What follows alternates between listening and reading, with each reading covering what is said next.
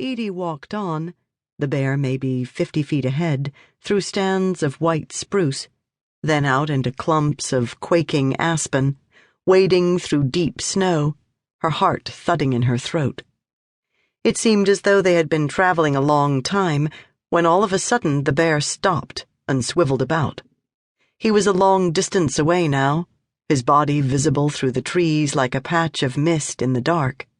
He watched her heading closer for a while, then raised his head and smelled the air, turned, and cantered away. Edie looked about. For the first time in her adult life, she realized that she was lost. Glancing back at her footprints, she could already see that the bear had led her round in circles, jumbling the prints into a series of long switchbacks. Now she found herself in a dank world full of shifting shadows and strange whispering sounds, like something from a childhood dream, with absolutely no sense of where to turn next. She felt her throat tighten, and her palms begin to sweat. She took in a deep, calming breath and stood listening, absorbing the sounds of the forest and trying to take some meaning from them. Where Edie came from, up on Ellesmere Island, just shy of the North Pole, there weren't any trees, only raw, rocky tundra. On a clear day, you could see the Earth's curve. The unfamiliarity of the landscape was just one more thing about Alaska she hadn't really thought about when she'd agreed to step in to help Sammy after his one surviving son, Willa, broke his arm. Now the wind picked up and began snaking along the forest floor, bothering the snow into little fountains of flakes. The trunks of the spruces all around her creaked very softly, and a drift of accumulated powder snow swept from the branches and tumbled to earth. If she'd been in Alaska any longer than 2 days, she might already know where the prevailing winds blew from, but even of that she was ignorant. She looked up but could not see the sun through the canopy. No chance of knowing which direction she was going in. Far away, a few ravens chattered, a nearby twig snapped, and there was the rustle of something low to the ground. A fox, perhaps. It had been crazy irresponsible to come out here without so much as a rifle, the kind of thing she'd had a habit of doing when she'd been drinking, the kind of habit she hoped she had kicked. A thin rumble came to her, more a vibration than a sound.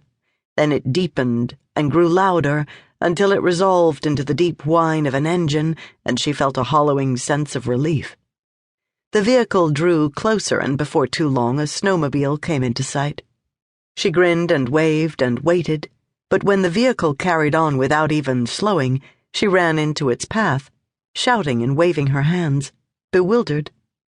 The driver opened his visor, and a pair of eyes, almost lost in a furze of salt and pepper facial hair, looked out. A female passenger in silver fox mitts sat impassively behind him. Under their down parkas, they both appeared to be wearing long, billowing tunics and matching trousers. The couple had obviously been doing the week's grocery shopping.